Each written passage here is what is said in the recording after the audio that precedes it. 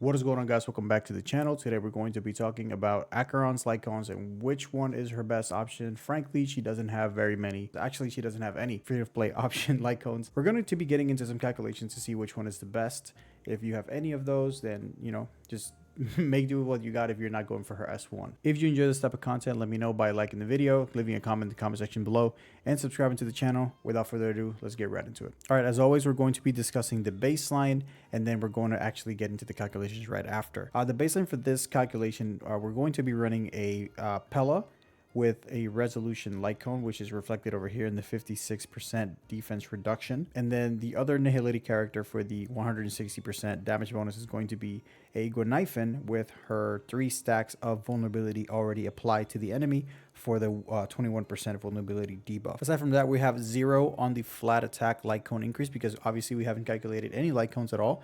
And with that, this is going to be our baseline damage over here in the bottom. I actually made another cell for 3 enemies and then one for 5 enemies as well. So we have a full understanding on what the damage is going to look like with different intervals and different amounts of enemies. Going over attack sources, we have 0 on the flat attack because we obviously don't have any light cone equipped. 28% on the traces, 43% for the attack orb, attack rope, the 352 flat hands, flat attack that we get from the hands, like 30% in subs. And frankly, this was because I left the 30% in there from a previous calculation that I was doing, but it will not affect the final outcome of the video, so I just left it in. We got 12% here for the planar set. That is the new planar set that may or may not be coming out soon.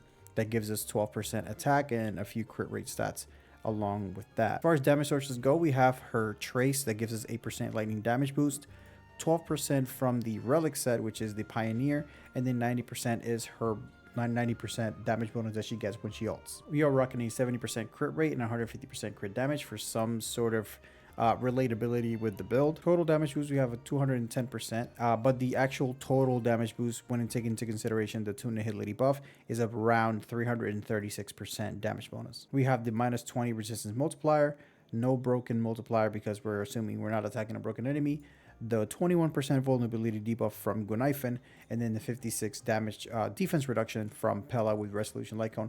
Honestly, it doesn't matter which of the two has the resolution light cone, as long as one of them has it, we'll get 56% defense reduction. All right, the first one we're going to talk about is Good Night Sleep Well S5, since we talked about it in my previous video. We're going to add here 476 for the flat light cone damage boost that we get. Attack boost that we get. Our attack goes up to 3,364, which already gives us a pretty significant damage boost. The ultimate goes up to almost 100k, and now we just have to add the 70% or 72% damage bonus that Good Night Sleep Well gives you when you stack 3 debuffs in the enemy. And remember, Acheron wants as many debuffs inflicted as possible. So 72% damage bonus gives us a total of 134,000 single target, 81,000 AoE for each AoE target, and then these are the totals for the 3 enemy and the 5 enemy amounts. And remember, guys, this is at S5. I will give the S1 through 5 numbers when we're done. So if you're interested in that, I have chapters in the video that you can just skip right ahead to it. But for those of us interested in actual calculations, we're going to continue here. Okay, the second light cone we're going to talk about, and it's a little bit like unrealistic, is going to be a resolution light cone as well. And the reason for resolution light cone is because resolution light cone will allow Acheron to stack another buff when she inflicts the defense down from the resolution light cone. This will give her a second stack per skill usage, which is why I am putting it in the list.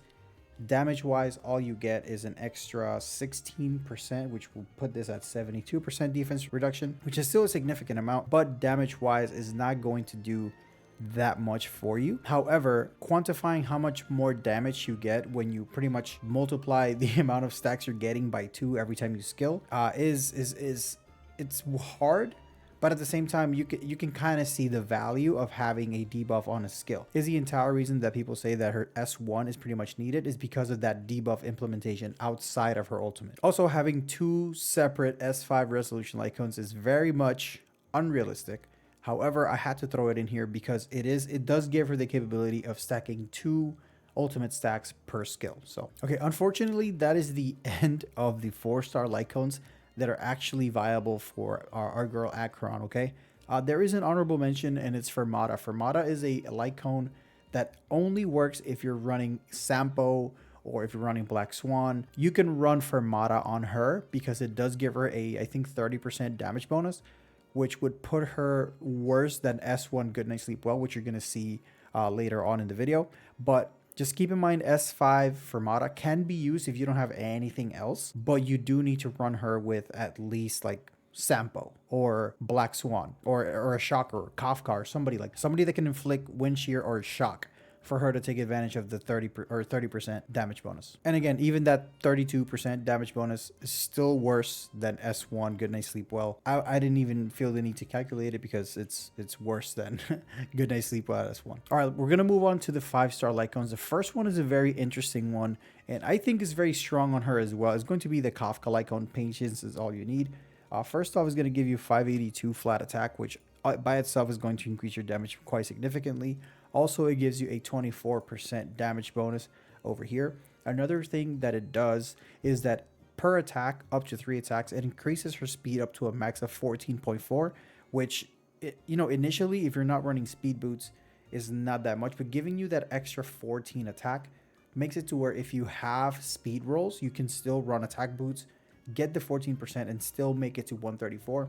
Which I don't know how exactly how important it would be after the 3rd turn or 2nd turn, but it's still better than just not having any speed at all. But the single most important thing that this Lycon gives you is going to be the erode debuff that is pretty much like a shock debuff that any attack that Acheron does inflicts on the enemy, which allows her again to stack a 2nd stack of ultimate per skill, which is huge for her. If I had to give a quantitative increase in percentage, in damage percentage for the Lycons that help her stack her ultimate faster, it's at least 10% more damage, like at the absolute lowest 10% damage. So I think a Kafka Lycon very, very strong. And I don't know, unless you're one of those people that think that the Black Swan Kafka Acheron team is actually like good, I don't think it's that great, but I mean, you do you. If you have a Kafka with a Kafka Lycon and you don't want to pull for S1, Kafka Lycon actually works. So it's really strong. And we're going to go into the damage number. But right now, 120 single target, 72,000 AoE, 252 with 3 enemies, 410 for 5 enemies. But keep in mind, she's stacking her ultimate twice as fast, and also she is faster. She's 14.4% faster. Okay, another very strong option for Acheron is going to be Incessant Rain, which is Silverwolf's signature Lycon. And this Lycon pretty much has everything that Acheron may need. The first thing it's going to do is give you 582 extra attack. It also increases your crit rate by 12%, which is kind of huge, making this an 82% crit rate, boosting up our damage, our crit multiplier by a little bit. Also allowing her to stack a debuff with the Aether Code. And the Aether Code is not just like a random debuff. It's an other vulnerability debuff of I think 12%. So this will bring it up to 133. And her damage is going to pretty much be really, really good with Incessant Rain. It's a Lycon that Acheron can take full advantage of. The only thing that she doesn't take advantage of in the Lycon is the effect hit rate, because Acheron doesn't really care about it. But with the implementation of the Aether Code, she may miss a few if she doesn't have effect hit rate. So the effect hit rate actually helps implant the actual debuff, allowing her to stack more debuffs, more ultimate stacks. So fantastic Lycon for her, I believe, is one of the better ones in my opinion for her. It also helps you with your build. 12% crit rate. So 20% crit value piece it's really, really nice. We have 130,000 single target ultimate, 78,000 AoE, and then 271 and 441,000 for AoE and then blast. So very strong numbers if you ask me. Like it's I don't know, it's just very strong, very strong. All right, next time we got the Welt Lycon. It's not that great. You get a 24% damage bonus hitting debuffed enemies, which is about the same damage bonus that the Kafka Lycon gets. So as far as damage bonus that will affect her ultimate damage, that is it. However, Welt's Lycon has a damage increase and attack increase for her skill, which she kind of uses every turn. So it is a decent DPS increase, but not decent enough to put it in a significant place. Like if you have nothing else, yeah, sure, slap Welt's Lycon on her. But if you have any of the other options that we're going to be like discussing later on, it's just not the best option. All you get is a 24% damage bonus on the ultimate. Even though the skill does a little bit extra damage, it's still not enough. If you were to average out both damage increases, it'll average out to about 100 or 97%. I think it was 97%. I think it averages out to 97% actual damage increase, which it's not even close to being one of the better ones. However, since she has very few options regarding light cones. If you have that light cone, it works. It doesn't do any debuffing or anything like that, but it gives her a kind of significant damage increase. All right, now we're going to talk about her signature light cone, and this is by far the best Nihility DPS light cone in the game. There's no questions about it. First off, it has the highest attack at 635, which by itself already gives you a massive damage bonus. Second thing it's going to do is going to give you 36% extra crit damage, which will boost our crit multiplier by about 30 points or whatever. All right, third thing it's going to do is going to implant a debuff that is going to make the enemies take 24% extra damage. Is a vulnerability debuff, which pushes this up to 145. And the last thing is going to do is going to make her deal 24% extra damage. So that's 4 different damage amplifications, all of them different. So it tackles 4 different facets of damage multiplication. And that is why this damage is off the charts. 170 single target, 100k AoE individually. At 3 enemies is at 352. At 5 enemies is at almost 600,000. It's really, really good. It also allows her to stack 2 ultimate stacks per skill, which is invaluable for her. She needs those debuffs to land in order for her to get her ultimate a lot quicker, which is the bulk of her damage. So her light cone is insane for her. I'm going to be personally going for her light cone. I'm going to try her out E0S1, and then I'll see where it goes from there. But this light cone does so much for our girl Acheron. It also makes my job easier. Like, I don't have to scramble around for extra debuffs. She will get 2 per turn. The 2 Nihilities will get 1 each. I'm going to get at least 4 per team rotation. And then if you have a good preservation character, for instance, Fushuan, you put in the universal marketplace or whatever it's called, that people get burned when they hit her. That's another debuff that you can get. So in 2 turns, you can definitely get the 9 stacks. And if you can reliably find a way to get her to ult every 2 turns, you're going to be golden. And it's only possible if you can reliably stack a second debuff, or stack a debuff with Acheron, and her signature light cone is the best way of doing that. It doesn't take into consideration any effect hit rate calculations. It doesn't check for effect res or anything like that. It'll hit 100% of the time, and then she'll get the 2 stacks. That it is what it is. All right, now that we covered individually what each light cone does, here is kind of like a visual, like a numerical visual representation of what they do in every superimposition, at least for the 4-star light cones. S1 gives you 83% damage bonus, all the way up to 110% damage bonus with the S5. The resolution light cone doesn't vary that much. The difference between S1 and S5 is about 60% damage bonus. However, we have to add another, like, I'd say 15% extra damage bonus, because this will allow you to stack an extra ultimate stack per turn, which is invaluable for Acheron. She kind of needs it. Same thing with Patience is All You Need, the Kafka light cone. 89% damage increase overall, but she does allow herself to, 1, go faster with more speed, and then 2, she also stacks a debuff with this light cone, which in my opinion is really, really good. The best one other than her signature light cone is going to be Incessant Rain, because it does everything that this light cone does benefits Acheron. You get crit rate, you get a vulnerability debuff, and you also get a debuff in your skill, which, like I said, is invaluable.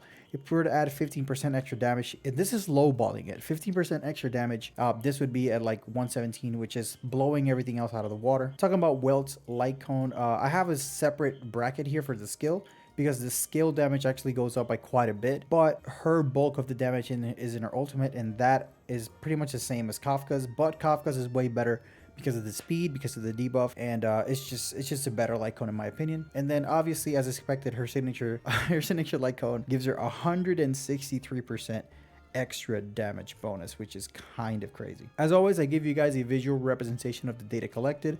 Over here we have a list of all the light cones that I calculated. The ones in green denote that they stack a debuff, so are pretty much better than all the rest because of that reason alone.